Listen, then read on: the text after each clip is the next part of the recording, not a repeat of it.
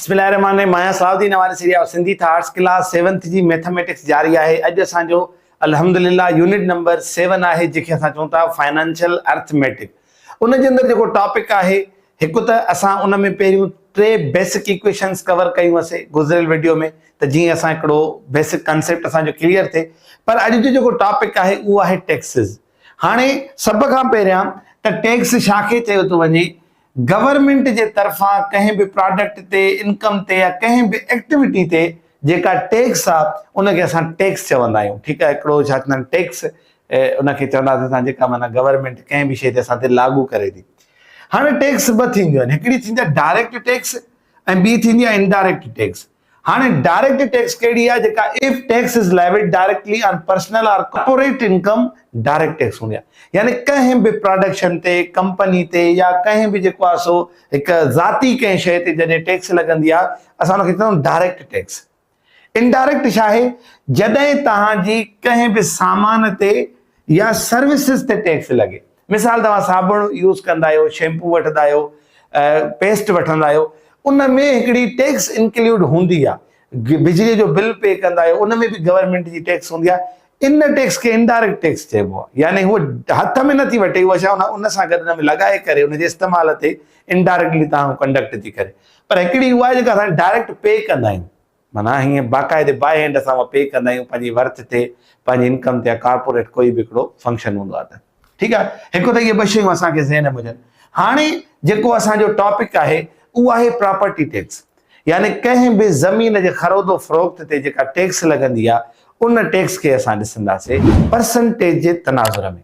हाणे ॾिसो असांजे साम्हूं प्रॉपर्टी टैक्स जे अंदरि, हाणे प्रॉपर्टी टैक्स छा हूंदी आहे, यानी काई भी शइ तव्हां जॾहिं ख़रीद कयो था, परचेस कयो था, हिकिड़ी लैंड ज़मीन, हाणे उहा हिकिड़ी प्रॉपर्टी थी वई, मिल्कियत थी वई। ठीक आहे, या ज़मीन था ख़रीद कयो, उन ते हिकिड़ी टैक्स लॻंदी आहे ऐं उहा टैक्स असांखे फाइंड करणी आहे। हाणे इन जे लाइ मां हिकिड़ो मिसाल खयों आहे जेको किताब में ई आहे, चए थो find the property tax on a property of 1,400,000, जेके असां 14 लख भी चवंदासीं इंडो अरेबिक नंबर सिस्टम में। अच्छा, मां इन ते हिकिड़ी डिटेल्ड वीडियो ठाही आहे इंडो अरेबिक नंबर सिस्टम ते, इंटरनेशनल ते, लिंक डिस्क्रिप्शन में मौजूद आहे, इहा तव्हां ज़रूर ॾिसजो अगर तव्हांखे हिन में थोरो कॉन्सेप्ट क्लियर न आहे त। @3%, यानी 14 लख हिकिड़ी प्रॉपर्टी जी हिकिड़ी वर्थ आहे, मिल्क जेका क़ीमत आहे, उन ते 3% टैक्स आहे। हाणे गुज़िरियल वीडियो में मां तव्हांखे छा ॿुधायो हुअमि त टैक्स हुजे कुझु बि हुजे, असांखे छा कंदी, हिकिड़ी प्रॉपर्टी जी रक़म मिलंदी ऐं असांखे उहा परसेंट मालूम करणी आहे। हाणे परसेंट मालूम करणी आहे, हिन नालो छा ॾिनो टैक्स जो, बाक़ी करणो छा आहे, करणो त असांखे परसेंटेज आहे। कीअं, हाणे 14 लख जो असांखे छा मालूम करणो आहे, 3%, उनजी परसेंटेज मालूम करणी आहे न, परसेंटेज मिलियल आहे, यानी 3% ऑफ हिकिड़ी टोटल रक़म आहे। ठीक आहे, या मां हेॾो रखां सा 3% ऑफ है। तव्हांखे मां हीअ इक्वेशन शायद सम्झाई आहे गुज़िरियल वीडियो में न, त छा हूंदा, हिकिड़ी परसेंट हूंदी आहे, पोइ ऑफ हूंदी आहे, पोइ असां इज़ इक्वल टू जी निशानी ॾींदा, यानी एक्स मां हिन तरफ़ ॾिनमि त हाणे असांखे हीअ रक़म मालूम करणी आहे। सिंपल आहे, छा कंदासीं, रिड्यूस कंदासीं, 2 0 हिन जा ख़तम, 2 0 हिन जा ख़तम। हाणे 3 खे असां हिन सां ज़र्ब कंदा वेंदासीं। ठीक आहे, 3 खे असां 14,000 सां ज़र्ब कंदासीं त असांखे एक्स जो छा जवाब मिली वेंदो, 42,000। यानी हिन प्रॉपर्टी खरीद करण ते जेका टैक्स 3% अदा करणी आहे उहा आहे 42,000। तव्हां अगर पहिरियों वीडियो के रिकॉल कयो त ये पहिरीं कंडीशन जेका असांखे मिलियल हुई त हिकिड़ी परसेंट आहे, टोटल रक़म मिलियल आहे, उनजी असां मालूम कईसीं। त हाणे 3% अगर हिन प्रॉपर्टी ते ॾींदो त 42,000। हलूं था ॿिए नंबर एग्जांपल जे तरफ़। हाणे ॿियो नंबर एग्जांपल ॾाढो इंटरेस्टिंग आहे। उहो कीअं, चए थो अ लेडी डॉक्टर, हिकिड़ी डॉक्टराणी पे कंदी आहे 9,500 हिकु प्रॉपर्टी टैक्स, यानी मिल्कियत जी टैक्स ॾींदी आहे एट द रेट ऑफ 2%। ठीक आहे, find the worth of her property. तव्हांखे यादि हूंदो मां गुज़िरियल वीडियो में तव्हांखे पढ़ायुमि त असां जॾहिं बि कंदा आहियूं न, मिसाल हाणे 2% ऑफ जेका हिन जी टोटल वर्थ गुम आहे इज़ घणो थो थिए, 9,500। मां तव्हांखे छा चयुमि, हीअ इक्वेशन बिल्ड कयो, यानी सिंपल हीअ इक्वेशन आहे।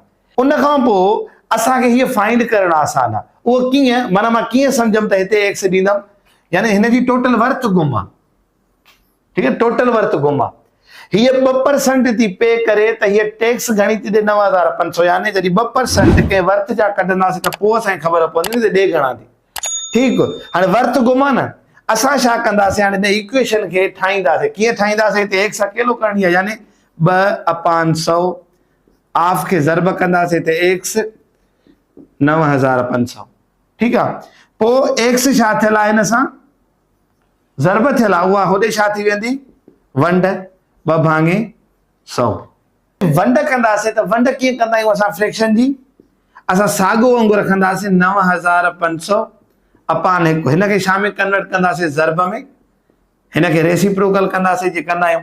ठीकु आहे, 1 ॾों 2 ऐं हिनखे अगरि तव्हां 2 सां अधु कंदो त हे घणो थींदो 50 यानी 5 ॾों 10 0 साॻियो ई लाथोसीं, हेठि ख़तमु थी वियो।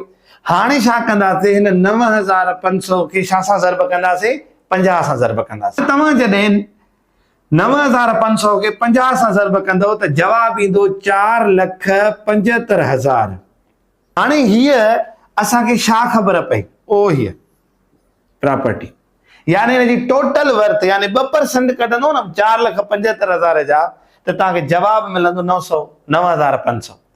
यानी असांखे ख़बर पई त जॾहिं काई बि टोटल वर्थ गुम आहे त जेके 2 शयूं मिलनि ॾिसणियूं आहिनि त असांखे उहे कहिड़ियूं मिलंदा आहिनि ऐं उते हिकिड़ी हीअ इक्वेशन ठाहे करे असां उते हुनखे प्लेस कंदासीं। जेका शइ खुटल आहे उते x ॾींदासीं, पोइ हुन x जे मुताबिक़ मां तव्हांखे 3 इक्वेशन्स ठाहिण सम्झायूं जेके हिते अप्लाई थियनि थियूं। हिकिड़ी उन्हनि मां हिते अप्लाई थिए थी। सो उम्मीद आहे त असां जेको फाइनेंशियल अर्थमेटिक जे अंदरि जेको प्रॉपर्टी टैक्स जा जेके बुक में ॿ एग्जाम्पल ॾिनल हुया उहे हल कयासीं। ईंदड़ वीडियो जे अंदरि असां 7.1 एक्सरसाइज हल कंदासीं। तमामु सिंपल आहे पर उहे उन जे अंदरि मां तव्हांखे नंढा नंढा कॉन्सेप्ट सम्झाईंदुमि त ॾिसो हिते कीअं इहे ट्रिक्स अप्लाई थियनि थियूं, कीअं इहे हिसाब थियनि था। तव्हां बि थोरो ॾिसी वञिजो हिन एग्जाम्पल्स जी मदद सां, ॾिसो केतिरो अचे थो। न त इंशाल्लाह ईंदड़ वीडियो में हुनखे ज़रूरु डिस्कस कंदासीं। अलाह साईं तव्हां सभिनी जो हामी हुनासीं। असांखे ॾींदा इजाज़त। अस्सलामु अलैकुम वरहमतुल्लाह।